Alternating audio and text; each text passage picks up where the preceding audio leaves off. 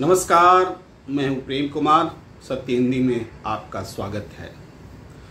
नीतीश कुमार ने माफ़ी मांग ली है उस बयान पर जिसको लेकर देश भर में हंगामा हो उठा।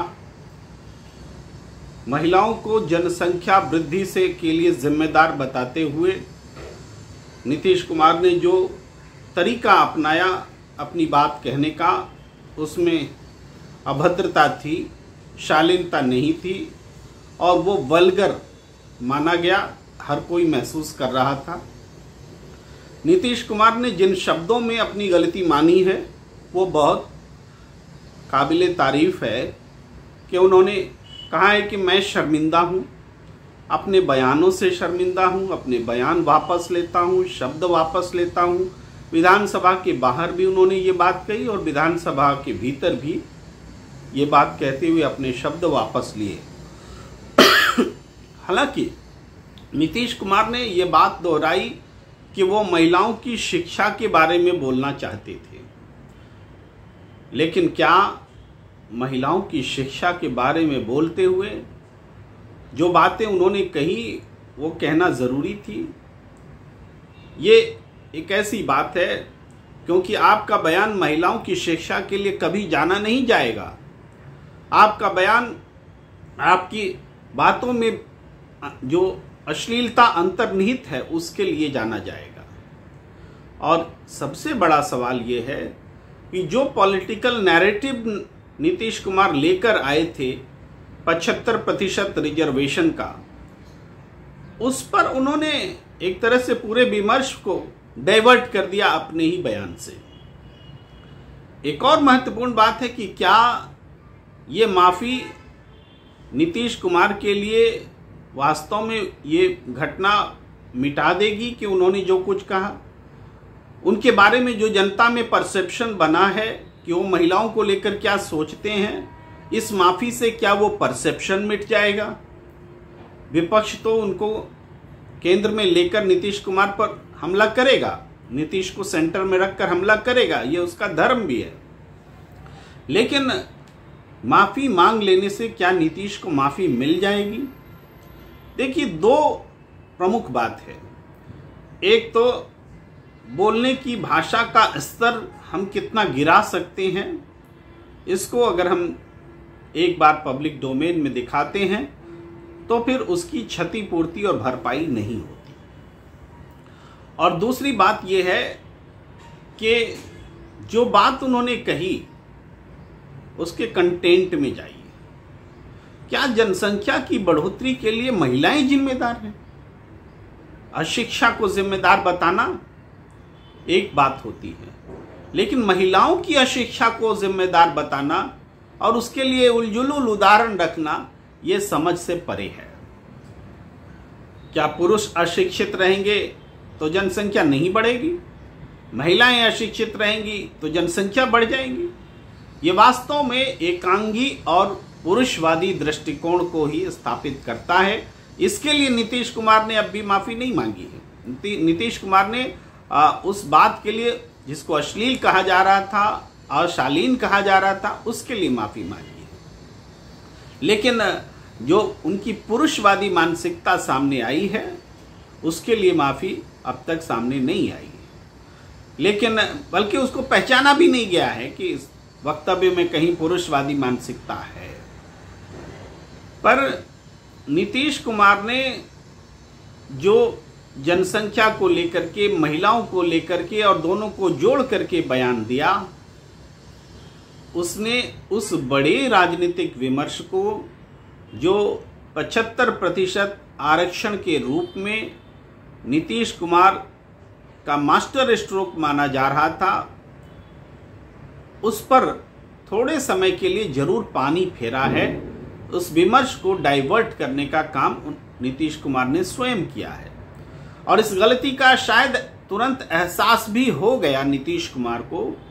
यही कारण है कि 24 घंटे में ही नीतीश कुमार आ गए माफ़ी मांगने के लिए। उन्होंने माफ़ी मांगी और बहुत स्पष्ट ढंग से माफ़ी मांगी। ऐसे नेता कम होते हैं जो अपनी ही निंदा करते हैं, वह भी विधानसभा में। अपनी निंदा करें, ये कहें कि मैं शर्म महसूस कर रहा हूं, ये कहें कि मैं अपने सारे शब्द वापस ले रहा हूं, तो ऐसे नेता कम होते हैं। इस मामले में नीतीश कुमार की प्रशंसा भी की जानी चाहिए। अब एक और बात जो महत्वपूर्ण है वो यह है कि भारतीय जनता पार्टी ने इस मुद्दे को बड़ा बनाने की कोशिश की है और नीतीश कुमार ने सदन में कहा भी कि आपको कहा गया होगा कि खूब निंदा कीजिए तो कीजिए, और मैं अपनी निंदा करने वालों का अभिनंदन करता हूं। यह भी एक अलग किस्म की प्रतिक्रिया है कि अपनी निंदा करने वालों का एक राजनेता अभिनंदन कर रहे हैं। लेकिन यह बात भी सोचने की जरूरत है कि जिस तरीके से अभी हाल में ही संसद के भीतर बीजेपी के सांसद विधूड़ी ने जो दानिश अली के लिए कहे थे, जो शब्द कहे थे, उसके लिए भी काश बीजेपी के नेता वैसे ही शब्दों में उसी रूप में आकर के माफी मांगते, शर्म महसूस करते। लेकिन ऐसा होने के बजाय उल्टे राजनीति में उनको प्रोन्नत किया गया सांसद को। तो ये घटनाएं हैं और लगातार घट रही हैं। लेकिन ये नीतीश कुमार के लिए अच्छा है कि उन्होंने अपनी गलती को सरेआम स्वीकार किया, गलती मानी, विधानसभा के भीतर मानी और इस घटना का पटाक्षेप करने की कोशिश की। अब जो क्षतिपूर्ति होती है कि नहीं, मुझे तो लगता है कि एक परसेप्शन के मामले में नीतीश कुमार के बारे में एक गलत परसेप्शन उनके बयान से बना है और वो इतनी आसानी से नहीं मिटेगा। इस हिसाब से तो क्षतिपूर्ति होना मुश्किल है। लेकिन ऐसे बयान, ऐसी घटनाएं आगे से दोबारा नहीं होगी, इसको वो जरूर आश्वस्त करते नजर आए। इस हिसाब से इस माफी की अहमियत भी है।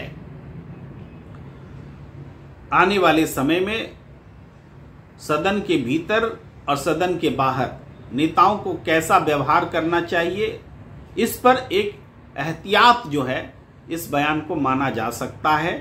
यहां से लोग सीख ले सकते हैं। एक और महत्वपूर्ण बात बोलना बहुत जरूरी है, वो है सदन के भीतर नेताओं को जो विशेषाधिकार प्राप्त होते हैं, जिसके तहत वो कुछ भी बोलते हैं लेकिन उनके ऊपर वैधानिक कार्रवाई नहीं हो सकती।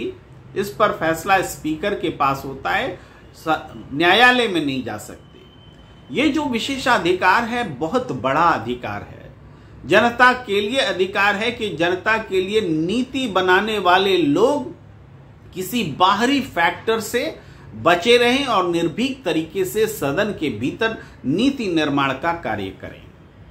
अब इस अधिकार का सदन में दुरुपयोग हो रहा है और एक बात इसमें यह भी जुड़ी हुई है कि चूंकि अब विधानसभा या लोकसभा के भीतर सदन की कार्यवाही का सीधा प्रसारण किया जाता है, इसलिए अब ऐसा भी नहीं है कि सदन के भीतर बोल रहे हैं तो ये सदन के भीतर का मामला है। इस पर देश को सोचना होगा कि सदन के भीतर बोल रहे हैं और कार्यवाही पूरे देश में दिखाई जा रही है तो ये सिर्फ सदन के भीतर का मामला नहीं रह जाता है। अगर सदन के भीतर का ही मामला रह जाता तो नीतीश कुमार को सदन के बाहर माफी मांगनी नहीं पड़ती। इस पर जो संसद का विशेषाधिकार है, दोबारा सोचने की जरूरत है कि इस विशेषाधिकार का दुरुपयोग ना हो। राष्ट्रीय स्तर पर सार्वजनिक हो जाने के बाद जो बयान चुके सीधा प्रसारण होता है, उसके मायने मतलब जो निकलते हैं, इस पर एक नए तरीके से आचरण और नियमावली की आवश्यकता भी यह घटना बताती है। तो इस चर्चा में फिलहाल इतना ही। धन्यवाद, नमस्कार। सत्य हिंदी का ऐप डाउनलोड करें गूगल प्ले स्टोर पर।